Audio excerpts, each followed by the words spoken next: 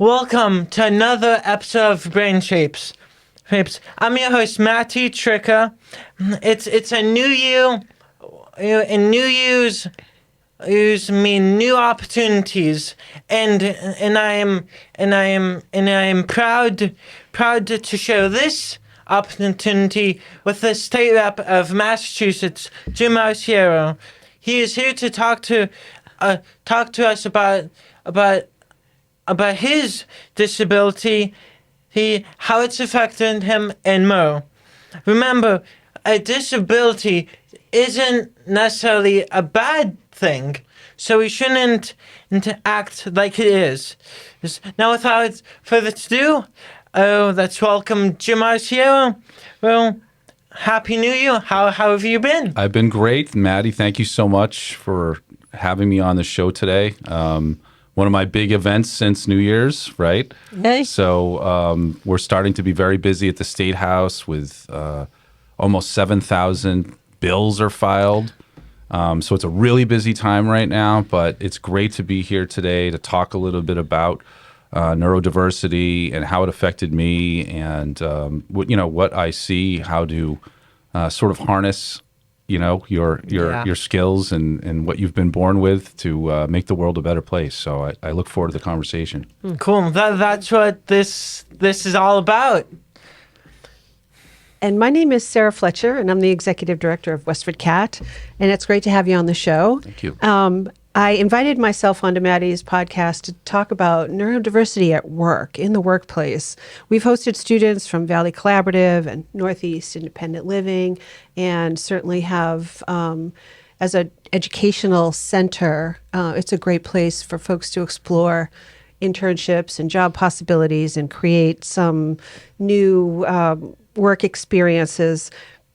And I'm trying to figure out how I'm exploring this as much for myself as for other workplaces, but there's a sensitivity in language, and there's you can't ask personal questions, and so how do we create this inclusive environment that accommodates folks with different abilities?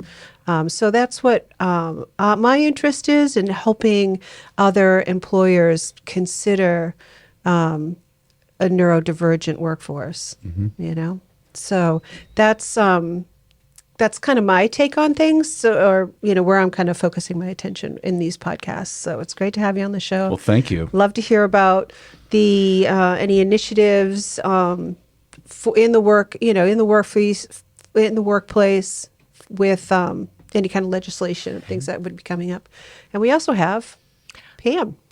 I'm Pam Tricca, Matty's, I say publicist and agent, private, and also mother.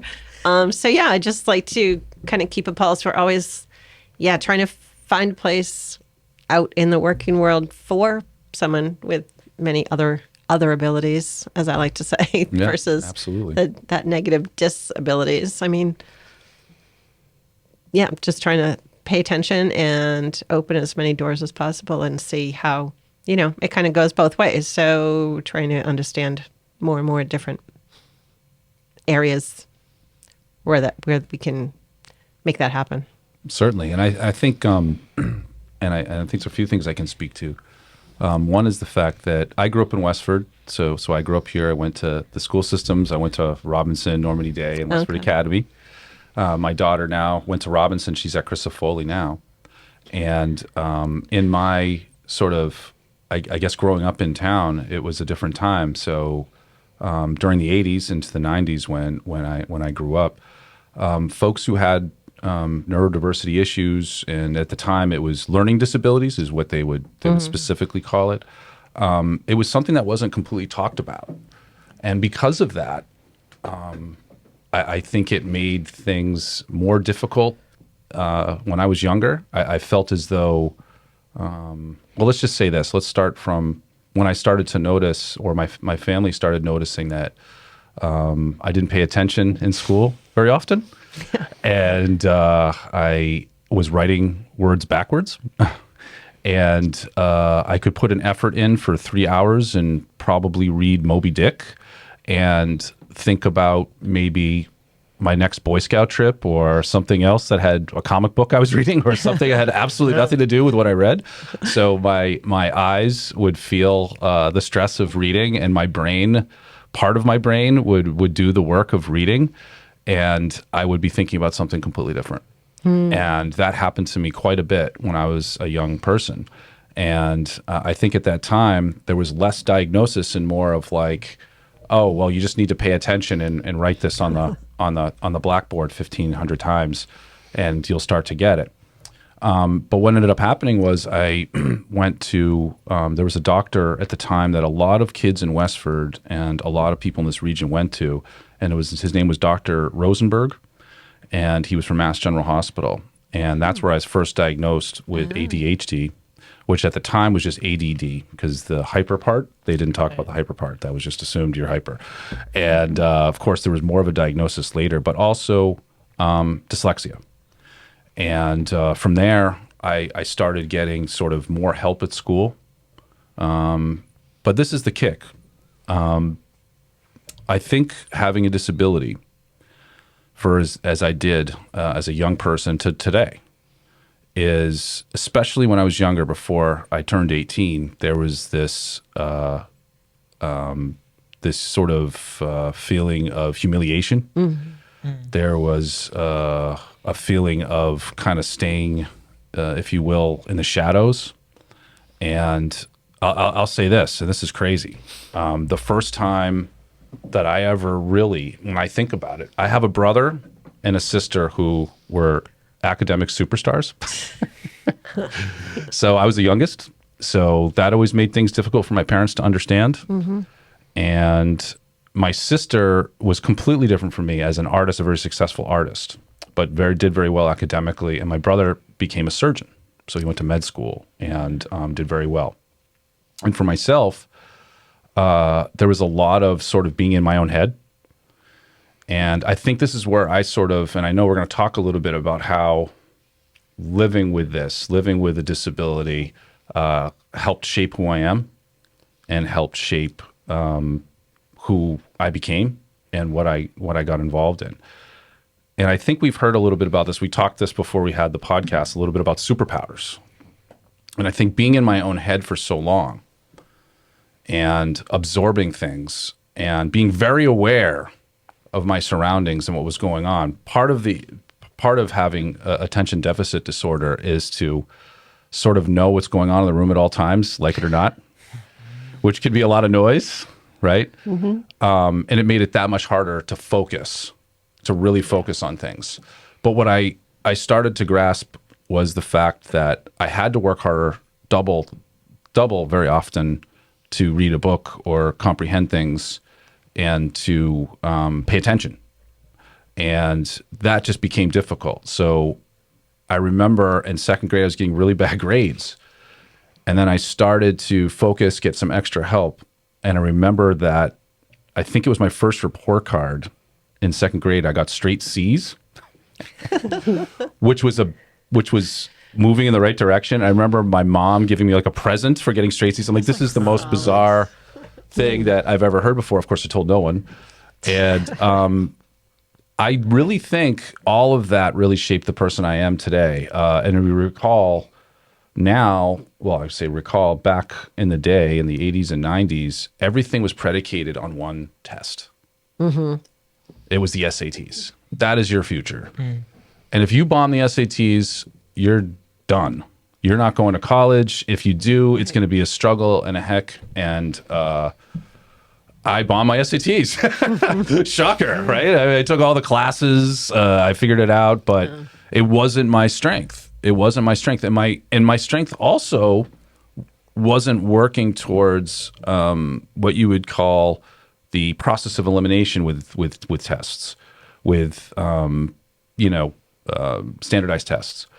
And so you can kind of see how I feel, not only as a legislator now, but measuring sticks for graduation requirements for MCAS, which certainly, there's a lot of folks that feel, hey, look, we got to be strong and regimented, and we got to teach our kids these things. And sure, there's merit to that. But I do understand someone who lived with dyslexia, how stressful that is to know that your future depends on something that you're not good at. and so I think through that, I struggled. I got into the UMass system, and I ended up going to UMass Dartmouth as a smaller school of the UMass system that wasn't living at home at the time, because I wanted to have a place to focus and to do things. And I succeeded well there. I used sort of the skills that I learned in high school of living with ADHD and dyslexia, and that was, and we get back to the superpower, is I became really good. And this is part of the sort of paying attention to your room. I became very good at reading people. And I became very good at understanding where people are coming from. And I think part of that is I had to study people because, you know, that's sort of what my brain worked, because I wasn't necessarily going to be a math and science genius. But if I can reason with you, if I can write, if I can connect with you intellectually, that's really what I started to focus more on. So yeah, certainly I wasn't getting A's in my in sort of a math test, but I could create a strong rapport with my teacher that understood that my effort was there and that I had some struggles.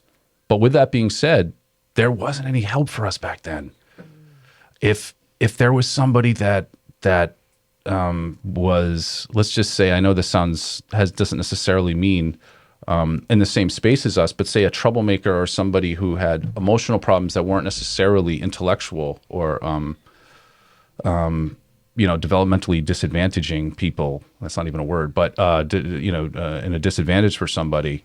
Everyone was kind of put in the same box and put in the same area. Right. So it's two things. Yeah. One is I wasn't getting necessarily the help I needed. And when I was in second grade, my mom used to come into Robinson to give me Ritalin, because back then that's what they would give somebody who had trouble paying attention. So my mom would literally come in to the nurse's office every day in second grade and give me Ritalin, until finally we allowed the nurse to give me Ritalin. And that lasted really only until second grade to like fifth grade, where my mom was really scared about side effects and like growth and your growth spurt and a lot of these things. So being put in the box with all these people, you would think right away, oh, you must have struggled because, they'll put troublemakers in resource help or resource room and study skills with people who had serious, obstacles intellectually. And you would think right away we would struggle because of that. And for me, it wasn't so much struggling, but it was also understanding in the room that I was in the wrong place. I knew it. But with that, I got to understand people from all different walks of life. Because think about Westford, how things have changed now. Mostly more of an affluent community, right? People will be in their spaces. You'll have, this clique, that clique, groups. When I was there, it was 200 kids. The same 200 kids I had since I was at Robinson School. Well, not true, but, Robinson and Abbott and everybody put together. So at that time, you could keep things kind of to yourself, but everybody knew everybody. So when I was with a lot of these kids in some of these classes I took because of my failing grades, they weren't the same type of people that would have excelled at the same things that I did later in life. Right. But I learned so much about talking to different types of people. And I think so many people in high school, and that they stay with the same crew, the same clique, the same people that say what they have to hear, and they don't sort of broaden their horizons, learn from other people. And I think that was sort of the foundation for me, honing in those additional skills and those senses to read people, mixed in with understanding people from a different walk of life. Now, this is the 80s, so not everybody was affluent in Westford at that time. And there isn't now today as well, but it's a lot different. Yeah. And in that period of time, I think it really shaped who I was and how I understand people. And sort of because of that, I do feel I have a very strong understanding of people's walk of life, but I also have a lot of patience. And that patience is from always having to keep my mouth shut and assess a situation. And, the old saying is, is why I'm going to say this incorrectly, but why speak and let everybody know that you are a fool. I think that's the way it is. No. It's keep your mouth shut to think that you're possibly smart, but don't open your mouth and remove all doubt. Right. So there was a little bit of that I learned, but also scouting. Right. I got involved in Boy Scouts when I was younger, and just kind of followed it all the way through till I was a staff member. But it gave me a lot of confidence early in my life, becoming an Eagle Scout, working in a staff, and working with people in the Greater Lowell area when I was so sheltered in Westford, that came from more urban background, different backgrounds throughout Greater Lowell and Lawrence. So I learned a lot about myself, but those skills also helped me read and understand their walk of life too, right? Which kind of combined with what I was doing at an early age. So that kind of prepared me well. So I guess I say, when people think, oh, that must have been such a struggle for you, I'll say this, and this will blow your mind. I didn't publicly ever tell anyone that I had dyslexia until about 7 years ago. Wow. Really? Yeah. Wow. Yeah. Interesting. And that is not because, I wanted attention. I wanted attention then. Why didn't I say anything to anybody? I was ashamed. I was ashamed. And, That's awful. Living in a town like this or whatever, I just felt I'd be judged. Yeah. And I didn't want to be judged by those things. So and especially maybe coming from a family that was like so into, achievement and things like that, I guess I felt somewhat ashamed of it, and, didn't really talk to my brother and sister about it. It was like a lot of those things, I just never really talked about it. I didn't use it as a crutch. And that was kind of where I was coming from. But at the same time, I look back and I'm like, geez, man, do you think you would have wanted to go, you look at people you interact with, they went to these fancy schools, they did these amazing things. And for myself, I would never change the way I was raised. I wouldn't be who I was. I probably wouldn't be as humble about certain things and wouldn't appreciate them as much. Yeah. So Yeah, I went through the same school system a little earlier than you, but when you had any kind of a difference, you really tried to cover it and mask it and not let people know. You tried to compensate, so you'd find other ways, other tools, other avenues to get things done. And actually, having worked with Matty now for a while, a couple years, you learn, like I've learned about myself, just how neurodiverse I can be, and my idiosyncrasies, and you just don't. I didn't realize it. there was no diagnosis either. There was no diagnosis. Yeah. There was no, you get kicked out of the house on Saturday morning and you could come back at dinner time. You were just out in the world doing your thing. Mm-hmm. I guess they'd call them free range kids now, but it was a real different world than it is today. A lot of resources today. Certainly. But there are certainly a lot of challenges. What kind of challenges do you see on the horizon here? Well, Because DEI initiatives around the country and in corporations, they're getting erased. So what's going on? Well, I can't speak to that yet, but what I can speak to is the fact that I do understand that there has been more interest. I feel that the pandemic, I always use that as a benchmark. Mm-hmm. And why is that a benchmark? Well, a lot of the national DEI sort of programs were established during that period of time, right?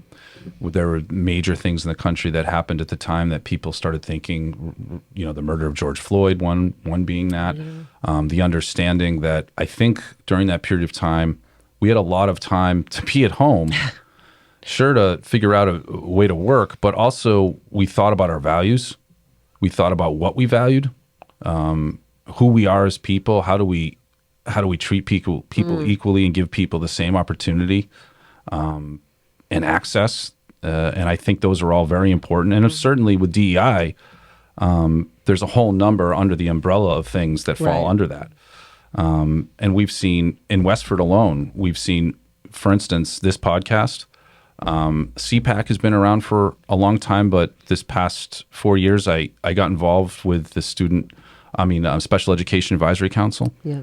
And that was actually where I first went and talked a little bit about my struggle. Because when I first showed up in a meeting, they're like, "What are you doing here?" I'm like, "Well, I'm here to talk about a little bit about funding because, funding for special education, there's parents who work in these organizations across the state that advocate for that. and I spoke about my struggle and how I wanted to help. And at the time, what we did is we filed legislation, and we filed it the last 2 years. We anticipate filing it this year as well, which creates a member of CPAC as an ex officio member, which means you don't have an actual vote, but on every school committee in Massachusetts. Right. Okay. Because we feel that we need to have, that experience, and certainly folks that work in that space. When you're making major decisions on school budgets, this is a huge population. This is one of the biggest budget issues, come very often. And that's something we created, a CPAC Day in the Hill. And every we were at that a couple of years ago. Yeah, that was my first year that I ran that. I created that. And so when I went to the CPAC event, I created that event on the Hill. Alicia Mallon, who is a former member of the school committee in Westford and is now the school committee member in Neshoba Tech. Yeah, she's on our board here. She's fantastic. She was one of the main drivers of that event with people from this region. And that's a new sort of tradition we've started in that awareness on the Hill. There's going to be a number of other DEI bills this year that'll be filed. And the reason I said initially on the show that it's a busy time at the State House, there has been, typically we anticipate about 7,500 bills filed on Friday. Wow. So yes, Sarah, to your point, there will be those bills. And I think we need another show to come in and talk about a little bit of them, because I don't know how they're drafted yet or what they look like yet until after Friday. I'm a little concerned also about the incoming administration and services like this. Certainly, Massachusetts has a lot of services available, but I do worry about cutting funding and eliminating a lot of these resources, and also communication. And certainly, WestfordCAT, I worry about the funding being available because it is decreasing so much. And we do educational opportunities here, and I'm wondering if there's some way to, how do you see these small community organizations, playing out in this endeavor? Yeah. Well, there's it's kind of a loaded question. There's a lot of things that would trickle down, right? So that all starts with the culture of the presidency, and we've seen that, and 4 years ago, right? And then that preceding 4 years, and I think what concerns me is certainly there hasn't been as much, what I've seen from this administration, investment or support for that space. I can speak for myself, take myself out as a state representative, watching the president of the United States make fun of somebody with disabilities that asks a question. Yeah. That says all I need to hear. I really don't, the policies for myself, understanding that there isn't a lot of support. This is the Commander-in-Chief of the United States of America makes fun of someone with a disability in a question at a press conference or a rally. It's just unacceptable.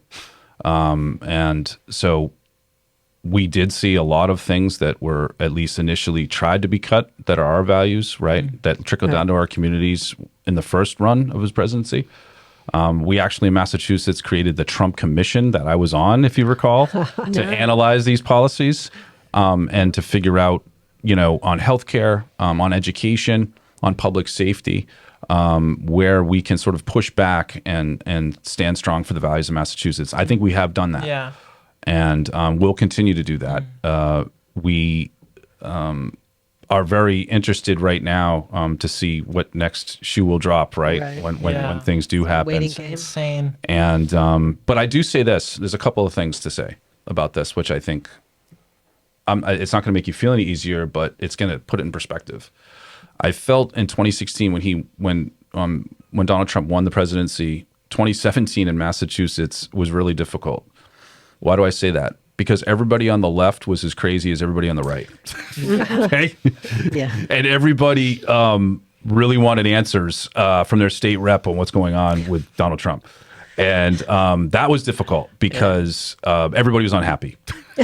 Everybody was unhappy. I wasn't left enough. I wasn't right enough. I wasn't anything enough. Yeah. And there was this sense of urgency. But I will say this. And so that was difficult. So I would say being a state representative when people had no idea how to deal with the sky falling at the time. Yeah. The only semblance of I would say comfort going into this year is we already understand the noise now. Yeah. We're used to the noise now. and we know what we have to do, and we have to move forward in Massachusetts, and I think we've proven that. That's Yeah. interesting. Good point. Yeah. I think we've proven that. In what ways do you think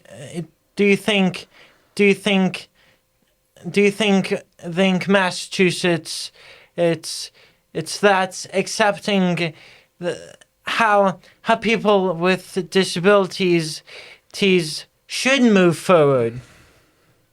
Well, I would say this first is your local leaders, right? The people that have been doing the work Right. on this level.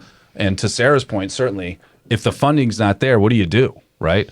But I think that just goes back to the basics, right? You have to let your state rep, your senator, your congressperson understand the importance of these programs and why they need to continue to fight for them, because we're going to have to continue to fight. Right. Yeah. And that's really essentially what's going to happen. Yeah. I mean, we've already heard from this administration they don't value DEI in workplace. Exactly. Like We've already heard that. we have, for sure. And that doesn't surprise me that they would move forward with, abolishing where they can, especially in the federal level, which they will. Yeah. Well, it's already happening in Yeah. some of the states and bigger organizations. And, also, like I say, the funding, because we try to, anyone that wants to come in and be a member here is welcome, right? We have an open and inclusive environment. And so, how do we grow that or help with those kinds of resources? Help That in communication and news, right? So we're on a hot seat. We're not going to be an organization that's really well liked.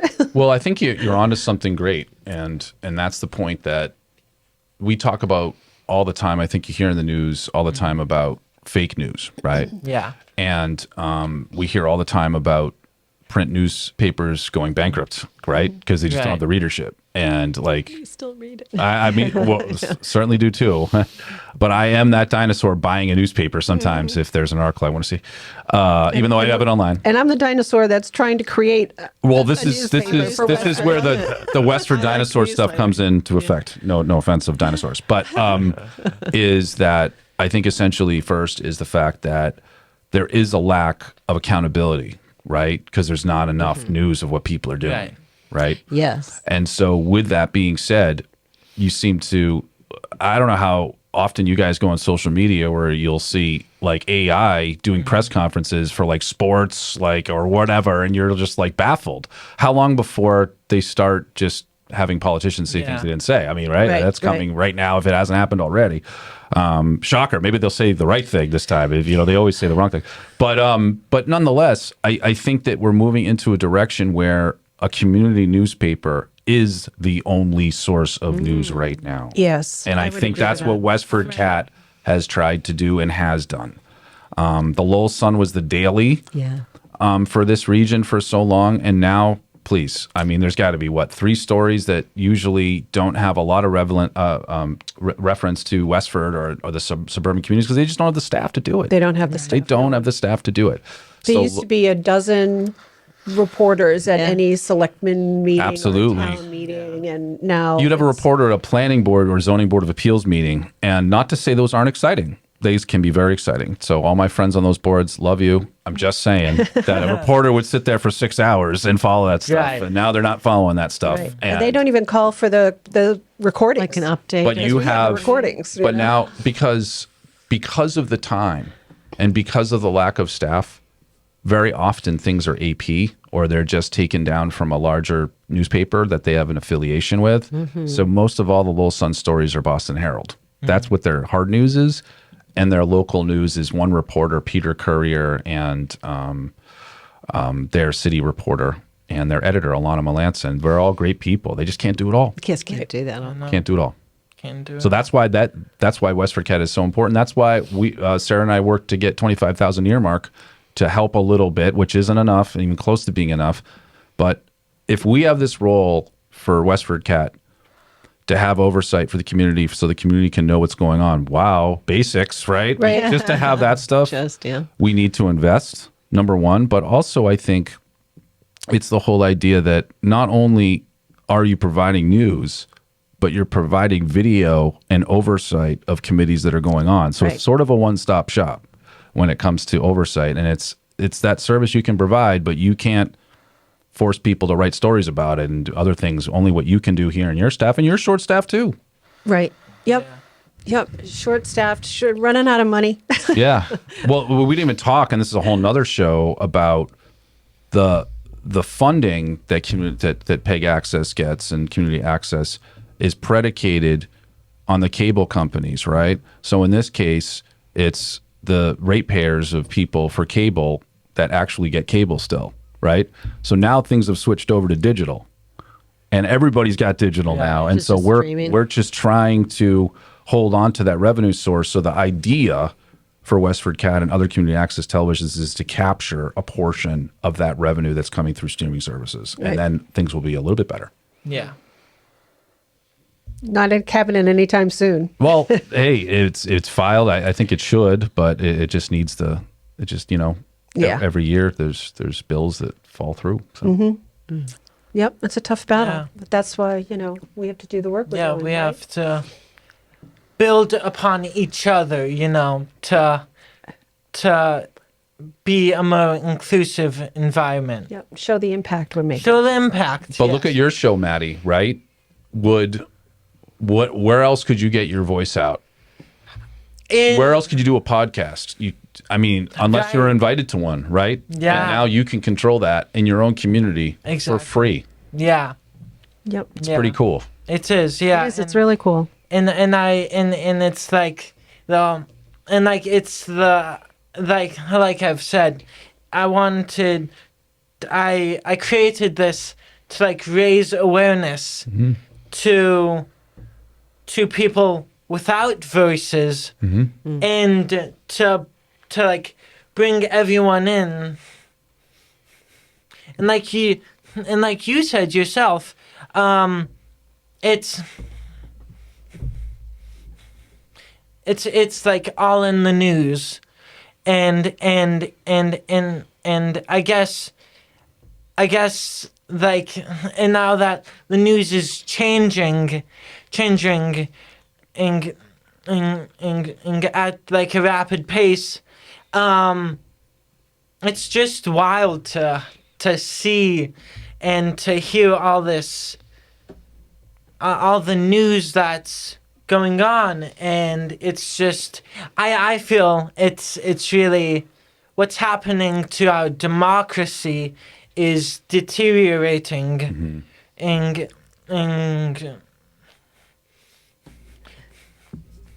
I worry that it's gonna cause a whole disruption.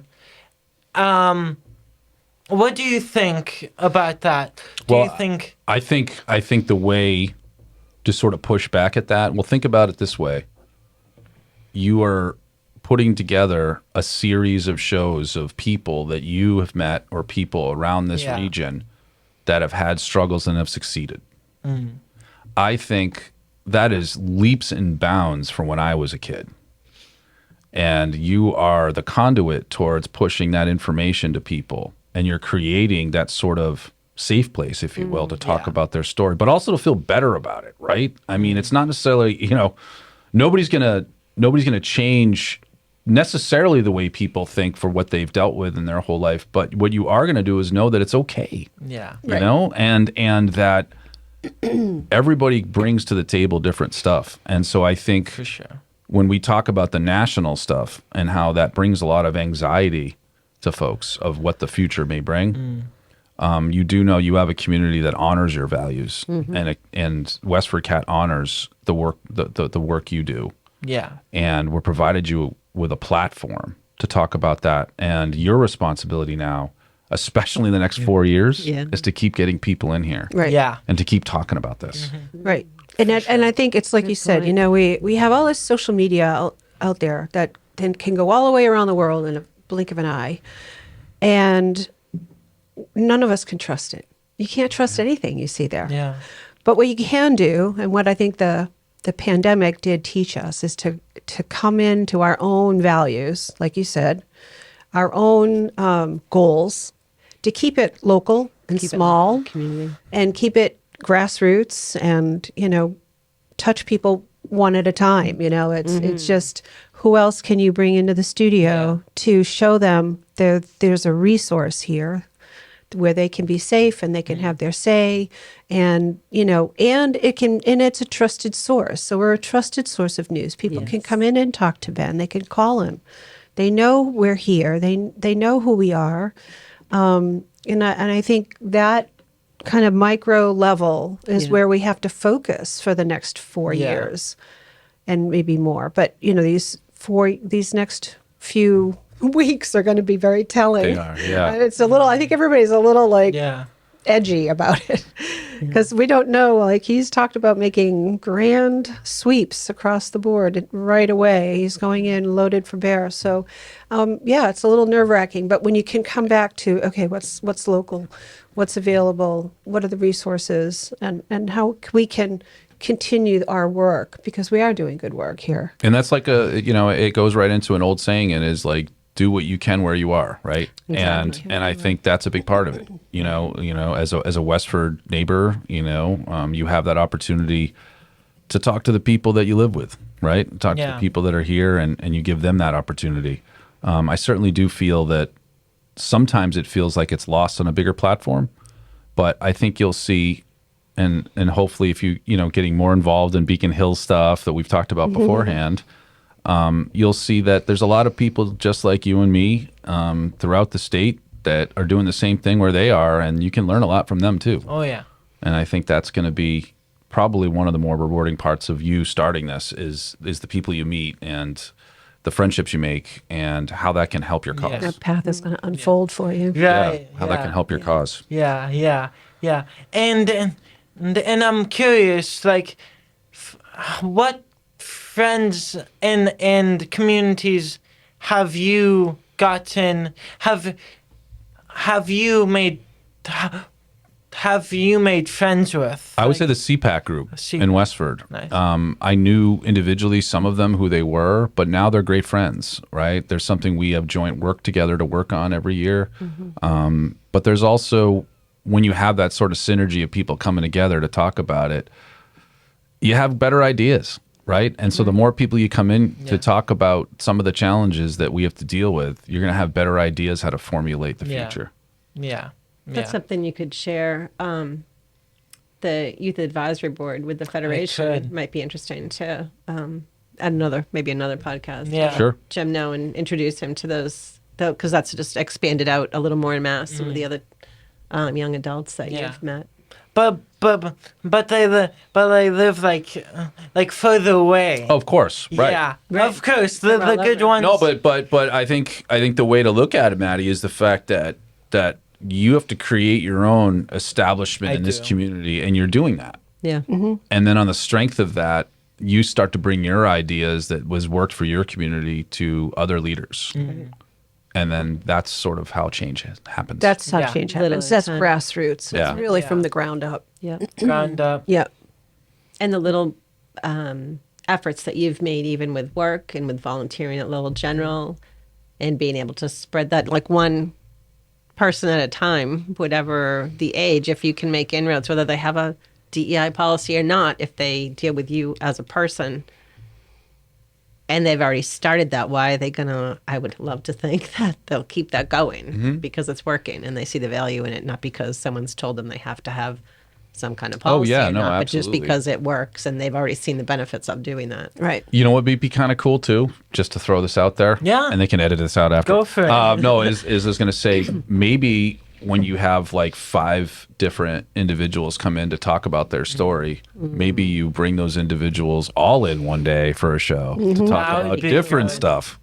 That'd be kind of interesting. Yeah. So people can sort of play off each other of their experiences, and probably you'll find a lot of similarities. Well, I think you did that well on a social level, having created that social held at Rodenbush. Oh, yes. The Commission on Disabilities. The Commission on Disabilities, yeah. Yeah.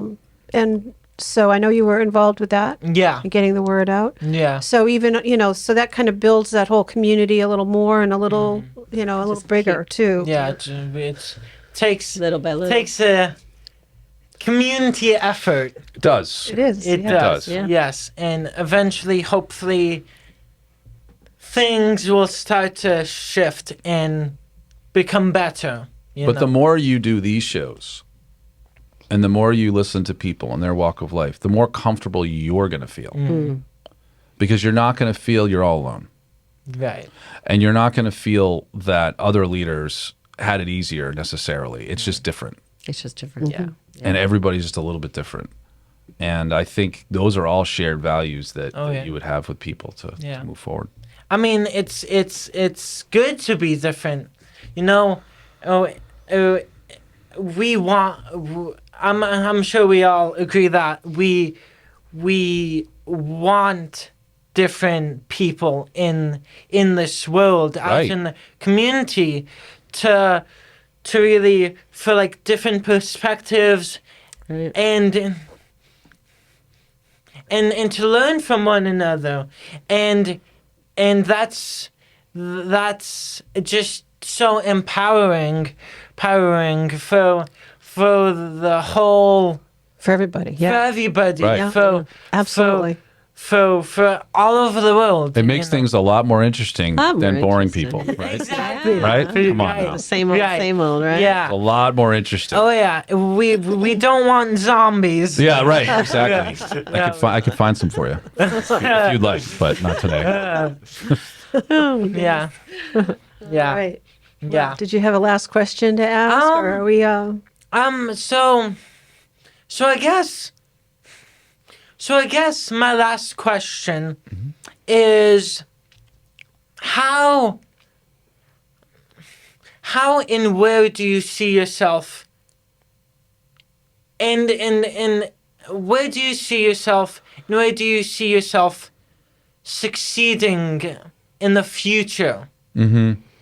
Well, it's a loaded question. I'm very proud of the work I'm doing right now. Nice. I 4 years ago, almost 5 years ago, Speaker Mariano put me into leadership. So I'm the House chairman of the Housing Committee.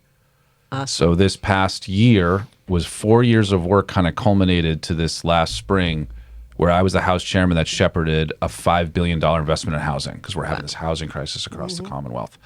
That was very daunting. That was sort of, I didn't anticipate to ever be the chair of that committee when I was appointed, but it was a wonderful experience, a lot of personal growth, and looking at things. And I represent the towns of Chelmsford, Littleton, and Westford. You always have a role as a legislator to vote on issues that affect the whole state, but you're also focused on your three towns. Yeah. And this, I think, I don't know, you could say it this way, but we're always putting ourselves in order to grow, Matty, in spaces that you're uncomfortable with. And when I first started that, I think I go back to myself as a kid and the skills that I learned and understanding how to deal with big issues. And I think it was part of those lessons that I learned as a kid to Learning get to my be arms okay around, and to be a uncomfortable. House chairman, and to figure out how to solve a crisis across 351 cities and towns from Pittsfield to Nantucket. Well, you are sure doing great. Well, thank you. We'll see how it goes, right? Yes, We'll see how yes, the next yes. couple of weeks go, man. Oh yeah, and I hope to work with you more. Me too. I'm looking forward to it. Yeah. I'm looking forward to it. Well, that about does it, folks, for this episode on Brain Shapes, and we'll love to have you back. Thank you. Thanks for having me.